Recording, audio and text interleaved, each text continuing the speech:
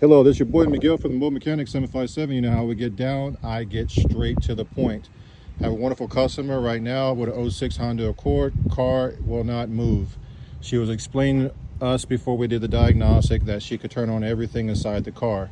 To explain that 5 volts is needed from the battery to turn everything on inside the car.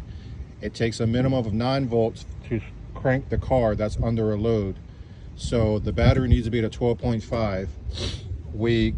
To easy way to distinguish between an electrical issue like spark plugs or whatever versus the fuel system, we did not hear her fuel pump whatsoever. So what we did is we sprayed starting fluid. You always do it in any kind of vehicle after the mass airflow sensor.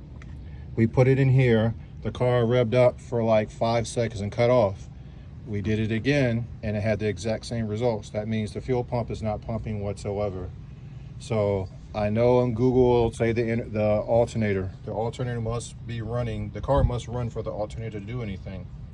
If you can crank the car, it's really not the battery. You'll hear a click, click, click, click, click noise or nothing at all, but your radio and everything else will work.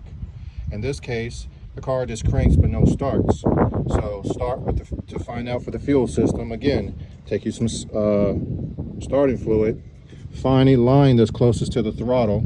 Never before the mass airflow sensors, you'll destroy that. Spray it in here for about 5 seconds. Turn the key. If it cuts on for like 5 seconds or less, then you have a fuel issue. You're getting spark because it's combusting. Your engine just started, but it'll cut right back off. This is just to help people from guessing and going around in circles and part changing and all that, part cannon and all that stuff. If you like this video, please like, subscribe, and share, and please leave some positive comments. Thank you.